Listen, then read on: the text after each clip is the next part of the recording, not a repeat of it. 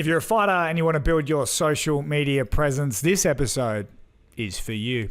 Ladies and gentlemen, this is your main event of the evening. Fighting out of the red corner from HBF Stadium Festival Hall, Melbourne Pavilion. Not even backstage, we're literally outside. Was that the best fight card in Australian MMA history? Call me crazy, but make sure you call me when I'm right. Welcome to the Australian MMA podcast. My name is Mitch Chilling, and today's guest is known as Teddy, similar to like Cher. He is first name famous, and especially on social media. Now, you might have seen him on TikTok, YouTube, Instagram. Anytime you're looking at your phone, especially on the toilet, the man has garnered more than 1 million followers across the major platforms. This is what it's like shopping in Australia, and you can't change my mind. Bunnings, the staff either know everything or nothing at all. In Australia, there's only 3 types of people during tax time, and you can't change my mind. This is what your eyelashes say about you, and you can't change my mind. Us kids had the biggest struggle with technology, and you can't change my mind. Found out about him he was just trolling in the comments of Australian MMA, and I thought, geez, what's this guy doing there? And he talks about how he fell into Australian MMA. He's done a lot of work with KO Sports and the UFC, and he's one of the best social media creators that we have in the country, and I think it's super valuable. And you might think, hey, why does this matter to me, and why does this matter to Australian MMA? There's some very valuable stuff in there that I think coaches, promoters, and fighters could really get a lot out of. So check it out. Do hit up Teddy on social media. Even send him a message if you need some help on building your social media brand and whatnot. But regardless, anyone that is interested in Australian MMA, I love having on the show. So this one's a bit of a different episode, but I think it is just as valuable nonetheless. So, ladies and gentlemen, without further ado, social media superstar, Teddy. Ladies and gentlemen, welcome on the show, social media superstar, Teddy. Welcome. Thank you, my man. Like I said, it's a step down, but I'll take it compared to the guests you usually have, man. So you could have led that with step down as in the podcast you're now doing. And boy, it was, because we're off to a great start. I didn't press record. But look, you guys only missed 20 seconds of magic. We've got a man that has collected over 1 million followers on social media. And in today's day, that almost makes you essentially like a mainstream star. And what we're doing with MMA is we've always loved MMA in Australia in this little niche, but the door is starting to open and we're bringing the mainstream in. And guys like yourself are really helping, because not only do you just love the UFC, you love Australian MMA. And this kind of came at a bit of a shock to me, because we've never seen someone of your sort of stature come in and support it at a grassroots level. Where did it all start from? Honestly, man, like my main partnership is with KO Sports, with the UFC. And as I was telling you earlier, man, it's like you're watching all these superstars. You got your Alex Volkanovski, Rob Whittaker, Tai Tuivasa, the list goes on, right? And bro, like I remember watching the UFC, I think the first one in Perth, right? Obviously I've seen it on stream, but never in person. And I remember like someone being like, man, I remember when this fighter used to fight at this regional level, and I'm just like, bro, what are you on about? Isn't it like sort of just like a hand-picked type thing? And they're like, nah, there's actually like a lower level. And I'm like, man, you got to be joking. And then I did a bit of research and then started finding out about all these awesome promotions. You got like Eternal, Hex, which I've been very fortunate to be invited out by Hex to actually see it in person as well, which is a whole different ball game. And yeah, man, in a way, it's similar to what I do, in the sense of like, there's no real backing for it, right? Like if you're a fighter, you're essentially on your own, maybe a couple of sponsors here and there. So I think it's my turn to get around it and sort of try and help out as much as I can, ground level at least. Where did the love of mixed martial arts in general, like when did you first hear about the sport? Obviously, just like most people, man, Conor McGregor era, you're talking like that were like really hit the ground running. I remember my friend in high school, heavy into jiu-jitsu. He was telling me like, yeah, man, this weekend, me and my brother are going to go watch UFC 99. And I'm like, bro, what are you on about, man? UFC 99? He's like, yeah, man, we're going. I think it was Video Easy at the time. It's like, we're going to go rent the actual tape or DVD and bring it back. So I heard of it back then, but never really got into it. And then I think around the lockdown period, we got Dana White coming out saying like, brother, I'm not stopping anything for no one. The fights must continue. So that was around the time I'm like, man, there is nothing else on, so I better tune in. Did you ever think about partaking? Like, have you ever done any boxing or anything like that? Bro, honestly, man, I grew up just like, in just like most people in Melbourne, you're either playing footy or you're playing soccer, football, right? I grew up playing football. After that, went into the gym. And then probably about a year ago, I think after the first UFC in Perth, I was like, nah, man, I got to get into some sort of striking. I've been, like I said, man, like No Limit have invited me out for boxing as well, which was awesome to see. And like, I think it's one level of respect watching it on TV and seeing like all the stuff unfold in front of you. It's a whole different level when you're actually there and you're like, whoa, what is this, man? And how can I get involved? And I managed to, get into a bit of boxing here and there. Haven't been gutsy enough to join jiu-jitsu yet. Not ballsy enough to be hugging men on the floor yet. Nah, look, it's like prison. Like if you gotta do it no matter what, you want to be the guy on top. No, So when it comes to like all that sort of like being invited out, I mean, as you would know as well as being a comedian, like a live show changes it all. Like you see it on TV, it's one thing, but the live show changes it all. What's the sort of when you first saw MMA to obviously now, what's the sort of big sort of misconception or the big thing that you realize where you're like, man, this is the thing, this is what makes MMA special? Bro, the first time I heard a leg kick and a kick get checked, bro, like my heart fell out of my ass. When you hear that in person, you're like, bro, I think we could just convert like half the country just by hearing that sound. And like, I remember the first time I heard it and I'm just like, what on earth did I just hear? Like, I'm sure the guy's shin should be like shattered by now. But, just I think the thrill. One of the most underrated things as well with MMA or any martial art, right, is, bro, one punch can literally change anything. That's the beauty of it, right? Like I said, I grew up playing football, soccer, and you're waiting 90 minutes for something to happen, I guess, or like for a plan to fall into place. Whilst in combat sports, man, you're just talking like literally anything can change, like within seconds, and just the thrill of that. And seeing it in person, like I said, is a whole different ball game, and having that instant feedback as well, and having that environment where like everyone around you is like witness the same thing, right? And like for example, when we saw like Volk reach that like distance with Islam, like bro, we're just looking at each other like, oh my God, did he just go the whole distance? And it was like wild. That Perth card was insane. Like it was like deafening. Like it hurt my ears. Like that's how like insane that stadium was. Whereabouts were you sitting? I was probably about 4 or 5 rows behind. So like I could see the octagon fairly well, but the craziest part is Volk's dad was sitting behind me. Yeah, and like we're just there, and like you said, man, it was deafening. And I remember just like watching this, and I'm just like, what on earth did I just witness? And it was that deafening that I'm pretty sure like the walk home from the RAC arena, and when you cross that bridge to go to like the Asian side of the Perth city, of the city side, it was like we literally just walked in dead silence because of the decision, and obviously just like the disbelief of like what the hell we just witnessed. What do you think in terms of like the Australian MMA scene? When you watch your Hex Eternals and all that sort of stuff, as a man that is like a content creator, is there any area that you think fighters, promotions, coaches could kind of capitalize on?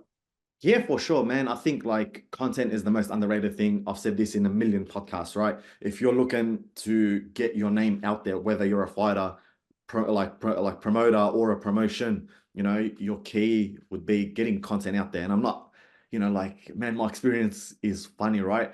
With a lot of fighters, there's almost like borderline no personality, or maybe like I'm just not the right person to get it out of them, or the person interviewing also isn't the right person to get it out of them. And I think it's, there's a lot of opportunity out there for fighters to, and I'm not saying like go out there and just disrespect your opponents and disrespect promotions and stuff like that.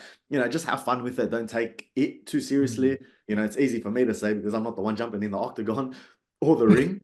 So, and just have fun with it. Obviously promotions, man, there is so many, bro. Like I can speak for myself, right? We've got like content creators out there that would be more than happy to come out and sort of support. I think there's sort of like that disconnect in between them sort of just being like almost like not a gang, but almost like a clan of, underground, like, nah, if you're from these gyms, you come out, we don't get out of our way to sort of invite people.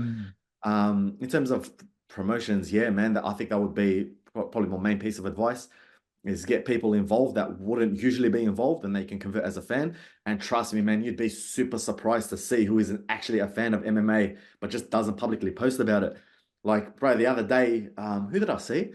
It was oh man, I think her social handle was Futurati. She's like a master chef judge.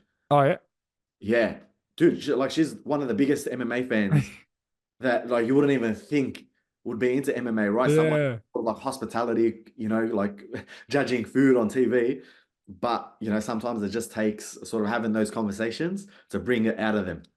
Yeah, it is quite interesting because like it always happens at like even just random social media followers that like through a friend of a friend of a friend or something. The UFC will pop up because everyone knows like that's it's my life now type thing. I'll get a random message from someone being like, "Well, how do you think Whitaker's gonna go?" And I'm like, "Who? What?" I'm like, "You're a 44-year-old accountant with like 4 kids." I'm like I didn't even know you. He's like, "Yeah, I get every card," and it's like it's crazy how much it's taking over the sport. And I think you're starting to see that it's turning into a bit of a night out because boxing, at least back in the day, was very like, it was known as like classy, where MMA was a little bit more like, it had this stigma of like backyard brawling type thing, where I think we're starting to like really, really merge it. And in the sense of, like you said, like, if you get influencers coming down and doing just one or two videos, it can weirdly change it all because all it takes is, like you said, your friend going, "Oh, I'm going to go get UFC 99 at the video shop." It's like, if he never said that, it might be another 5 years before you even think about it.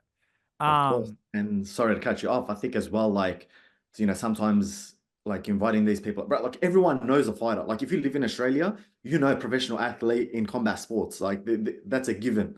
Everyone knows a boxer, everyone knows someone who does martial arts of some sort. So like everyone to a level has had some sort of exposure to it. I think it's just getting them out and making them realize like it's a night out, enjoy some drinks, some food, and just, enjoy the show because sometimes some of the craziest stuff happens at such a regional level that wouldn't even happen at high levels, right? Because, they're very protective of their reputation, their record, there's always that whole protect the O. And I think like the right thing that UFC is doing that regional could also do, like they're building up also like these storylines, right? If you're a WWE fan, which surely a lot of people in Australia would be WWE fans, they build up these storylines, which they turn essentially nothing into something. And then, but like by the time the fight rolls around, like you got perfect example, Marab and Sean. Dude, they've been going at it with content back and forth. And I'm pretty sure that's like a stunt double of Sugar Sean as well, right? Yeah. And, but that will build up a fight to, right? Someone who's come across it will be like, man, I'm just going to watch the fight because I've just seen so many funny videos about it. Or, it doesn't have to be entertainment. It could just be valuable or, whether it's a vendetta or something like that. The best three pieces of content are entertainment, inspiration, and education. And I think those are the three type of contents that need to come out. All fighters could put out to sort of draw more eyes to the game. No, yeah, that's very valuable. That's why I wanted a guy like you on. Like even the way he broke it down, like we say motivate, inspiration, education, like that sort of stuff is like is key. And even going back to when you talked about personalities, like I'm a big fan of like Jack Della, like good friends with him, right? He's so quiet and he's so like, but he draws everyone's attention in. I don't think you have to talk shit. I just think you have to be you. And you have to so we need to invest in you. We need to know why we should part with our money to watch you fight. And that's kind of why I started Australian MMA to begin with, is because I wanted people to understand the storylines. Because you'll get this one as well, right? If you watch a fight between two Muay Thai legends, yeah, cool. Like, great. But the difference between a guy that's had 3 Muay Thai fights and a guy that's had 100, to you probably don't really care. But if I get your best mate and his ex's boyfriend and they're two fat guys and they're fighting over her in an Asahi car park, you just kind of go like, all of a sudden, the backstory and you're fully invested. And it's like, you know what that's like. The stories and narratives sell. Yeah. Like, like I said, you don't have to disrespect your opponent. You don't have to disrespect the sport. Sometimes, like you said, you just got to get your own personality and amplify it. And I think fighters ain't such a serious sport, I guess, or like martial art, that sometimes they forget, let's just let loose and have fun. And I think that's sort of like the main change that's happened with Volk over the past like 2-3 years. Is like, man, he's just super comfortable in his own skin. Yeah. And he's like, because I remember when KO Sports called me out to do stuff with Alex Volkanovski when he's fighting the Korean zombie. And I remember looking at like his Instagram and like, oh no, it's just at the end of the day, it's just numbers, data and metrics, right? But I look at his following and I'm like, bro, this is the featherweight champion of the world and he's only got this many followers. Mm. And then all like literally whoever's behind him, whether it's his management or anything, they're like, dude, like you are actually a funny guy. Just switch up the dial and sort of bring that out, and people will love you for who you are. And that's obviously proven over time. We've seen Laborer Volk, we've seen Old Man Volk, and we've seen stuff like that. And like like I said, stories and narratives sell. And sometimes you gotta just have a funny spin to it, and who knows what's to come out of it. Yeah, it's quite interesting, like you said, and then all the memes that spin off it, like and all that sort of stuff. Like he's even cooked. Like everyone knows he's a featherweight champion, or he was a featherweight champion of the world. But we also know that he likes cooking. Like everyone knows that. Yep. Look, man, it's either cooking or rugby. That's all we know him for. But at least like it humanizes him, right? That's more relatable than it is someone who's just a fighter, is sort of gone undefeated, and it's like, yeah, all right, cool. Everyone knows a fighter who's undefeated, etc. So, sometimes bringing up those little things can sort of mold a whole different, I guess, perception of, like who you are to someone else. Do you find, and going into your career a little bit, you've, I mean, essentially made the line, and you can't change my mind, as famous as anything. And it's a lot of like comparative, relatable content that people go through, and they go, well, yeah, I'm like that, or I go to that gym and that is like me. Like, have you found yourself almost with like a weird level of like pressure to continue to develop like and distribute that level of content? Of course, man. That is a very, very good question, and I'll tell you why. About a week ago, what's today? Today's Tuesday. Yeah. Exactly a week ago. So Monday last week, 6 days ago, I reposted an old video, and it was just a video of me trying out a $200 coffee, which was the most expensive coffee at the time. Like it hit Channel 7 News, and I'm like, man, I'm just going to try this, make content out of it. And I remember like re-upload, like I uploaded it the first time, like, man, it hit like worldwide, etc. It went super viral. I re-uploaded it on Monday, and I had messages and comments being like, oh no, he's run out of ideas. All content creators have run out of ideas. This is what happens, this is the downfall, but what they don't realize is like it's a timeless piece of content, right? Yeah. No, so I'm not talking about anything relevant. And bro, I spent $200 on that coffee. I'm gonna repost it to mum. I'm gonna milk it. Even when I stop making content, I'm gonna show my kids and be like, look at what your dad did. This is what I did. Right. And, there's always that pressure to keep going. And sometimes, I think like I'm very grateful that I've been doing this for 3 years. And the first 2 years, I was hard on myself, being like, no, you gotta, stay stoic and, and not crack under pressure and try and like keep going. Whilst the past year, I've sort of like, what, rest, don't quit. Sort of just like if it's not there, then it's not there. Just listen to yourself, sort of take that step back. And the best part about it is whenever I do take a rest, like I just did Thailand probably about 2 months ago.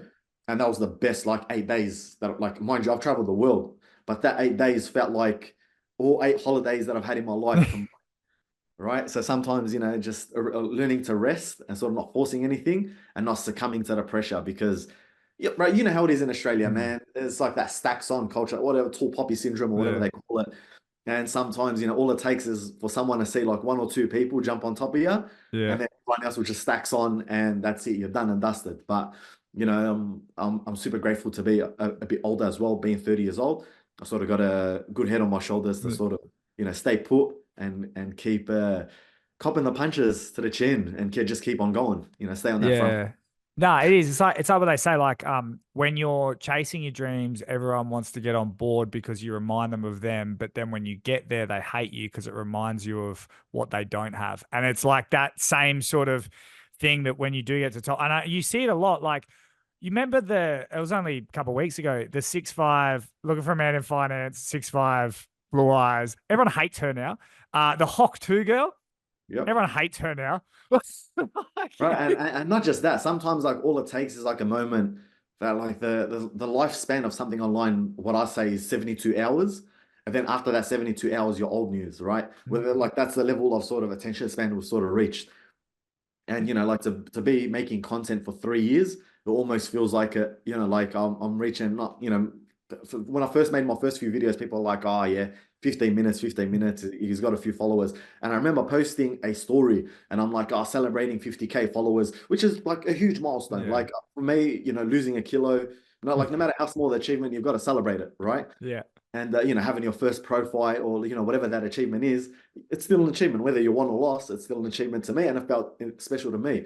And people were messaging me, and they're like, "Oh man, relax, bro. It's only 50K," and I'm just like, "Well, so like when I'm winning, it's a relax, bro. But when I'm doing nothing, it's like, oh, you should be doing more." And it's like, so which one is it? So weird, man. It's so super weird, man. Social media is a funny game, man, and I just roll with the punches. Best way to put it. And I find it interesting, and I think that's why I love MMA so much as well, is because not only do you get hammered, myself, with making content. At the end of the day, it just hurts our feelings. There's Volk got KO'd. Do you know what I mean? He gets knocked out cold, and the same people that were riding with him are like, he's washed, he's done. Dude, I had someone tell me, because when the UFC announced the Sphere, I was like, dude, it'd be an awesome opportunity for Volk to put a rematch. I mean, just like Adesanya, he sort of earned these stripes. He's, held the belt for so long, has done it in a dominant fashion. And, he deserves that second chance, right? And I remember people being like, nah, man, you're crazy. He's done. Bro, and people online always throw these weird stats. Oh, yeah, it's the UFC cover curse. Oh, he reached 35 curse. And it's like people will just pull out stats out of nowhere and just start telling you someone is washed. But it's those same people that, you go back six months or a year ago, they were like, nah, he's the king, he's the king. So, it's a weird game. And it just feels like it just gets weirder as time goes. Just even UFC 303 that we just watched. I think it was who was fighting, and I think they were booing. I don't know if it was the Macy fight or the fight after it. Oh no, sorry, it was the Anthony fight. Yeah, Anthony Smith's fight, and people were booing, and it's just like, bro, just let them do their thing. But it goes to show being spoiled for so long that maybe they get just sort of one. I mean, average fight, 6, 7 out of 10 fight, and people are just off it. And I think a lot of people want to know, especially when the influence. I mean, at what number, are you an influencer and all that sort of stuff. But in terms of your day-to-day life, is this your living? It's been my living for about a year now, man. And it's sort of been the best decision that I've made, just because at the start, it was I was working my full-time job, doing it. And bro, I remember because I worked in the fitness industry. I used to manage a 24/7 gym. 24/7 gym means 24/7 problems. And I live in the northern suburbs of Melbourne, so there's always problems, regardless. And I was just copping phone calls at night, whilst I'm having dinner with my family, and everything was just sort of stacking up. And my wife was like, dude, imagine you get those 40 hours that you're working at the gym and actually put them into content creation. How would that go? And I'm like, yeah, you're right. And then KO Sports managed to approach me, and they're like, dude, we love your work. Obviously, you've been doing well, good things for us in terms of data, metrics, and numbers and everything. Let's sign something a bit more long term. And it sort of just came at the right time. And yeah, man, locked in, gave up the job. I mean, didn't give it up. I sort of just left on good terms and everything. And you know what, bro, you can always get a job. Yeah. That was the worst thing. So I'm like, you know what, even if I left my job, and sort of let's say I've just became washed and no one cared about what I say anymore, I can always go back to that job or any other job.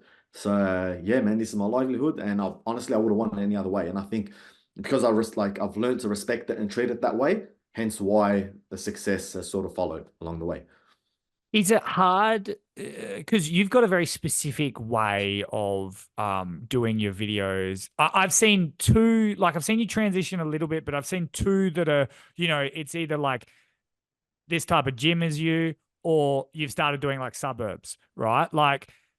Is it hard if you just decide to do a video where you go, I'm going to talk about MMA? Would everyone be like, boo, shut up, go back to is it scary to sort of change it up? Yeah, for sure. I mean, you always hear the advice online from social media gurus. It's like niche down. You know, this is all you should talk about, Mm. and you know, you should just attract your Mm. tribe, and this is all you should talk about. But I think, like, obviously, I started off very broad, and Mm. I've just kept it that way, right? Just because, like, that's how I started, and that's how I'm gonna keep going. And I think as well, like the first 2 years, I made videos in my car. That started off initially because of lockdown, and then I got a studio, built that up, decked it out, made a video, and then people are like, "No, we want you in your car," and I'm just like. Bro, you serious, man? I just blew like 10, 15 grand. Like getting my wife outside the house, being like, babe, you got to come help me with these curtains and, you Mm. know, set up the green screen and everything. Only for people to be like, no, we want you in your car. Brands would reach out. They're like, no, we want you in the car. And I'm What? just like, come on. Like, so I just put all this money into a studio for nothing. So the first 2 years were just me being in my car and, you know, giving the people and the brands what they wanted. Because at the end of the day, they're the ones paying the bills and Mm. they're the audience that are following along the journey. And then I think the suburb thing just came about like with time, I guess a bit of natural progression, number one. And Yeah. number two, what you tend to find is yeah, like there's only so much I can talk about in the car, right? So sometimes you sort of you need to go against the grain and do something else. And I think the suburb thing, I remember seeing like Opta Sports doing something about like football. You know, when the Women's World Cup Yeah. was out, and every time like Australia would be playing, they'd go like Fed Square, or Italy would be playing, they'd go to a small Italian bar where all the people are watching, or like whoever's playing where.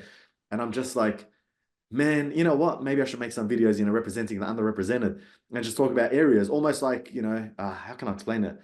Almost like like very casual tourism ad, Yeah. like for Yeah. suburbs. And a lot of people have these deep rooted perceptions about areas. You know, like right, if I just bring up Midlands to you, you're gonna start laughing, right? Because you already know Yeah. Because it's a yeah, shithole. yeah, exactly. So if I do Welcome to Midlands, before you even watch the video, you're gonna see if this guy's right. So there's deep rooted perceptions, number one. And number two, it's evergreen content. Like, bro, I don't think Midland's going to change in the next decade. So I can post that video for the next 10 years and people are still going to laugh at the same jokes because the perceptions are there. Yeah. It's good. Do you get any like death threats or? Nah, no, no, nothing crazy yet, man. I just get a lot of honking when I'm out and about recording. So like people, you know, like people just showing love. And I think I haven't sort of crossed that line yet where people sort of get upset at the type of content. I think the only ones that do genuinely get upset at my content are like intellectuals, man, which is weird. Right? And they're like, oh, what does this video? I don't get the video. You're telling us what we already know. And I'm like, dude, a video is about a suburb where 7,000 people live. Like that's the point. I'm making, you know, something out of nothing. That's Yeah. the funny part. And you know, and they just genuinely get cut and upset the fact that I don't know, maybe it just gains traction whilst their, you know, stupid little posts don't. So it is what it is. No, it's interesting because it's like I'll do like interviews with people, right? And I'll ask them like I'm just asking them a question, right? So I could be like, hey man, what do you think of Spaniard? You think he's doing good stuff? And you could be like, fuck Spaniard, he's a little bitch. And then what ends up happening is everyone's like, oh geez, Mitch really starts fights. And I'm like, I just asked him a question. Like, and That's the weird thing about journalism, right? Sometimes all you're doing is asking a question, and the response that you get is obviously based on the mental state of that person at that time. And that's why, like, sometimes when people get upset at my videos, I'm like, bro, like, maybe you just had a bad day. yeah. You opened up the platform that you managed to watch me on, and you see me yelling in my car. Like, maybe I'm not the problem. Maybe you're just having a shit day. And I've told people, I'm like, bro, if you know, if your missus made you sleep on the couch last night, don't come on my video commenting being like, bro, oh, you know, I don't care what this guy says, yada yada. It's like, dude, like it's a democracy, man. Just keep scrolling on. It's just like when people get upset about ads. It's like, brother, like you do have the option to keep scrolling and not watching, Yeah. but people just still get upset, man. It's super weird. Yeah. It's almost like you sold out, but I'm not going to give you my money. Like, Yeah, I mean, bro, like fair enough if like, you know, I was like milking it in the sense of like I'm getting subscription money, like in terms like you're paying me and then I'm going out of my way to put ads on there. Like I get why people would be upset. But bro, like I'm literally just, you know, doing what I can. And you know what? Most of it goes back into videos. You know, my upload frequency was once a week, twice a week. Now it's 3 times a week because I am taking on these ads and getting these partnerships that are super helpful along the way. Now, if I can have this in a self-servient sort of way, what type of video and content, sort of with your knowledge, what do you think Australian MMA fighters could do? What do you think would do really well for them? Do you think it's like, I don't know, vlogs, comparisons, like personalities. If an Australian MMA fighter is listening right now and wants to sort of enhance their social media presence, what advice would you have? Of course, I think the best advice for me would be tap into your strengths. Like I said, not everyone's going to be funny. Not everyone's going to be like the best teacher or anything. So if you're a good teacher, maybe it's worth teaching people, right? I think a prime example is that Coach Subotic. I think that's his name, if you're familiar with that name, right? Like not the greatest fighter, but like his teaching methods are absolutely incredible. Right? I'm not even into like I'm not fighting MMA, and I still watch his videos because I'm like, man, that's super interesting. Like I'm tuning in. So sometimes it's not even about captivating, like MMA fans. Sometimes it's just captivating like super casuals because they're the ones that are going to tune in. They're going to be more inclined to come out on that Friday night to support you. All right. If you're funny, make entertaining stuff. If you know what, you just live an interesting life. And it's funny, right? Because every fighter you speak to, they're always talking like in ESPN terms, like, yeah, I train hard. Yeah, I go to the gym 3 times a day. Yeah, it's like, bro, like no one cares. Like everyone does that. What's unique about your, like what you do? And I know some gyms get super secretive about recording certain things. So you know what? It's on you to also make it interesting and engaging. And you know what? And it's also worth maybe like, these promotions getting like a social media coach for their athletes to be like, all right, cool. How can we market you? And sometimes all it takes is someone reaching out and showing love to a creator. Like, dude, that's how my relationship developed with Justin Lockjaw. Yeah, like he just reached out, showing love about the videos, and I'm like, bro, you're a top bloke, and like we've just stayed in touch, right? And and now I'll support him, well, especially now he's with Hex. I just have the accessibility in terms of going to his fights because they're usually in Melbourne. Yeah. But I'll be out and about, bro, win or lose, man. I'll be there, number one. And I'll make sure everyone that's there is supporting him. And if they don't know who he is, I'll make sure they know. So sometimes, it's not about converting a mass amount of followers. Sometimes it's just having those like 4 or 5 people that will make sure everyone knows who you are, regardless. Right? Yeah. I was gonna say it's interesting in the sense of like I just like I said, just I saw you in the comments, and now all of a sudden when I see your videos, right? Like I would watch one, maybe scroll past, not because I didn't like it, I'm just doing other shit, right? Every time one pops up now, I watch it to the end because I'm like, he supports the thing I like, and it's like, it's interesting. Yeah, of course, man. Like at the end of the day, like I tell people this, it's social media. People just think it's media, but it's social media. It's good to comment. It's good to show love. And you know what? Maybe that fighter doesn't even know who I am. He might become a fan because I was like, bro, that's a crazy knockout.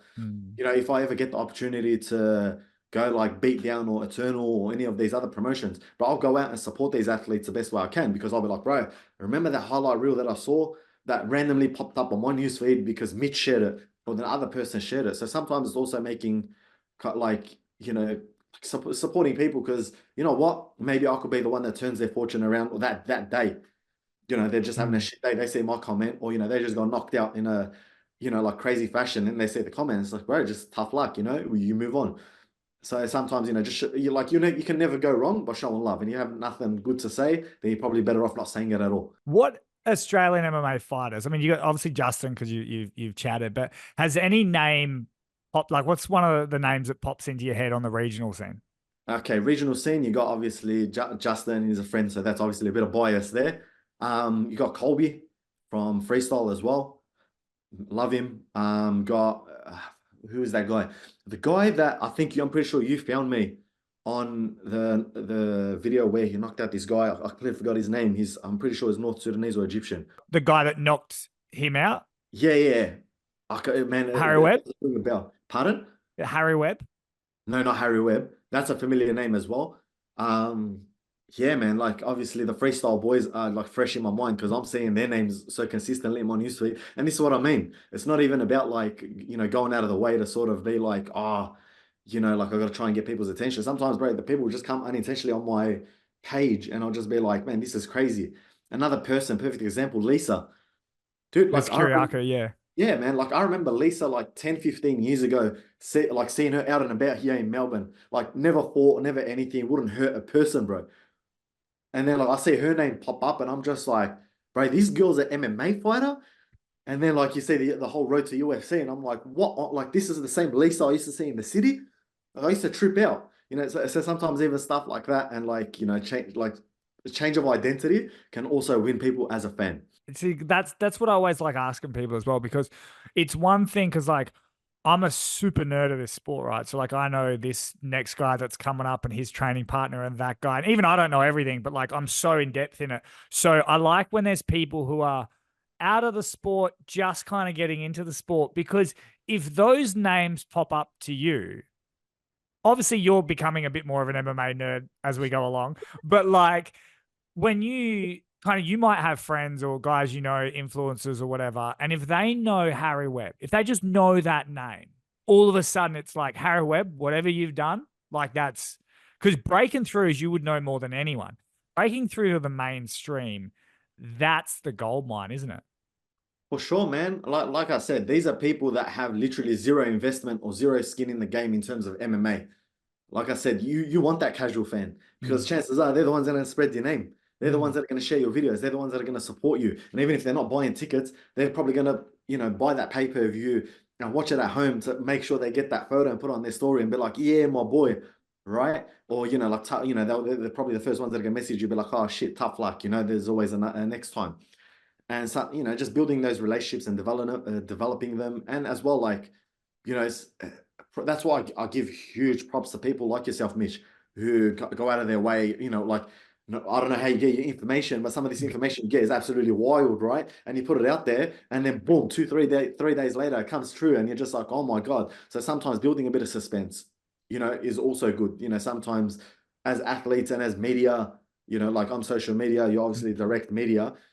Bro, we're all in it together, and you got to build up that storyline to make sure you sell yourself as an athlete and as well as like a prodigy that's coming up, right? Because if the people don't believe it, then you're going to start doubting yourself leading up to a fight. And it's all good and well to have your coach tell you, yeah, you're good, but it's a whole different level when a stranger who doesn't know the sport tells you, like, man, you're doing awesome things. Yeah, it's just seeing fighters and champions. It sounds silly, but like I watch a lot of their social media numbers and just to see them explode.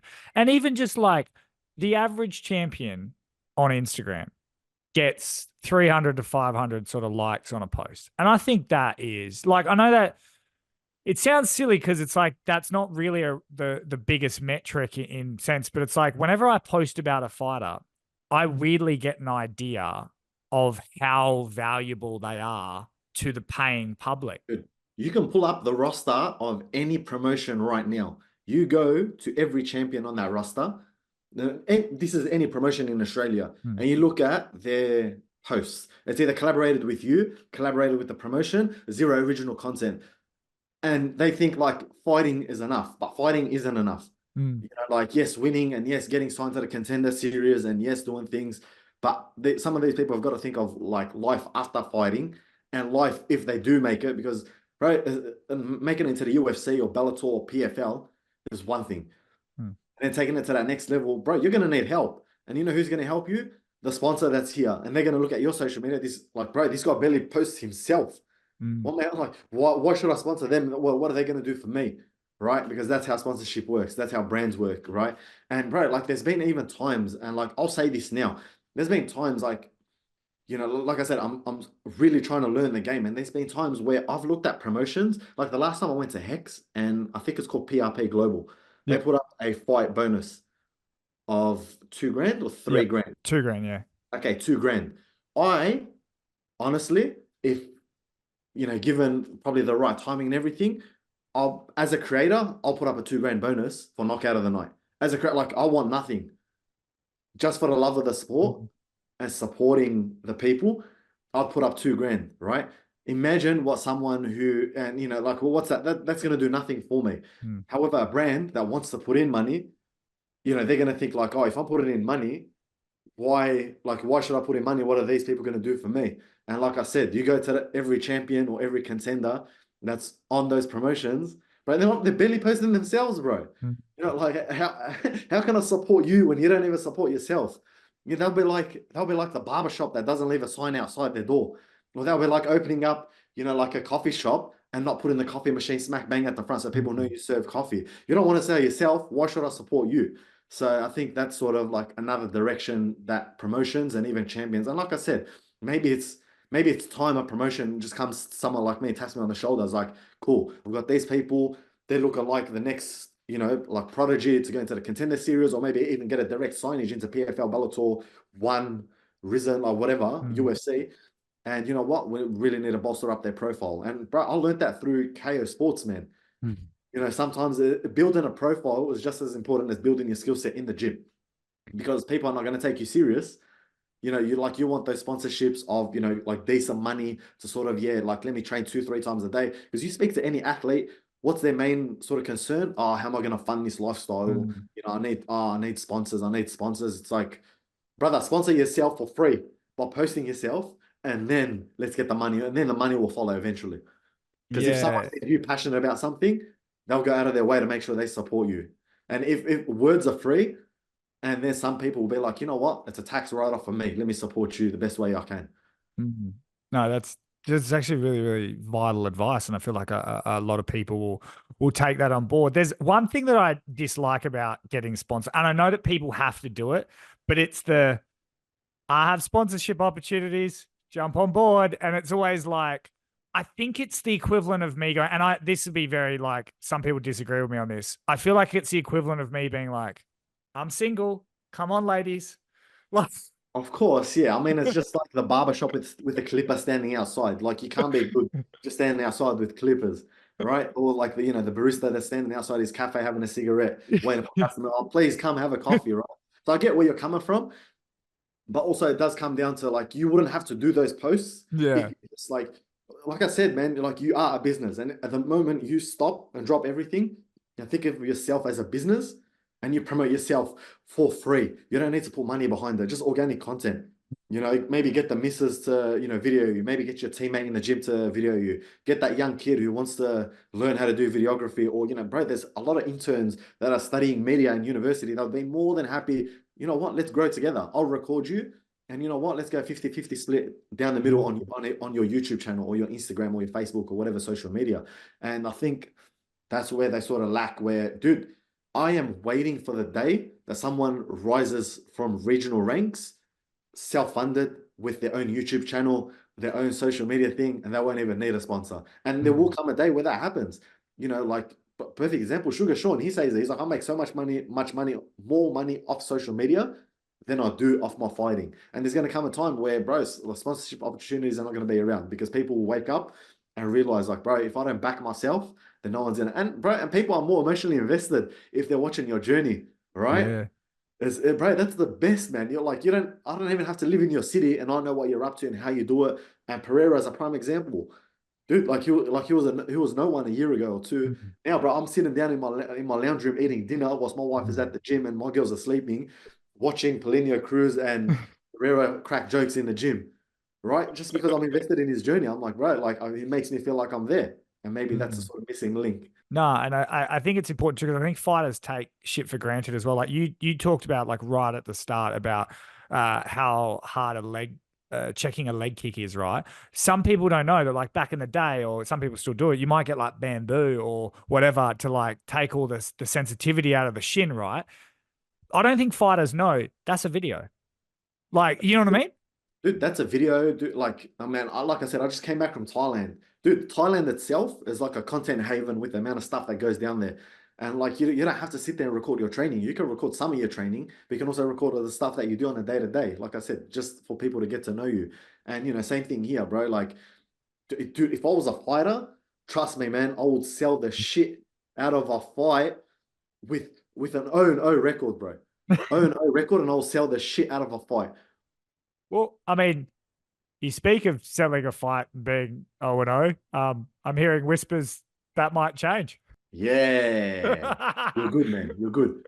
Yeah, look, you know, obviously I don't want to say any opponent names, but I've been served a couple of names for boxing. Hopefully at the end of the year. So usually December is usually a bit quieter for me in terms of work.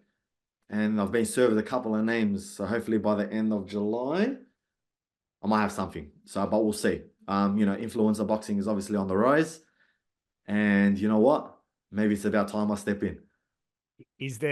Was there anyone, yeah, I've sat there on the name, but was there anyone where you think the audience will go, we definitely want to see them going at? Like, Is it John Barilaro? He's John the Bernard. yeah, John Nah, Bernard. Sorry. he's my boy, man. Yeah.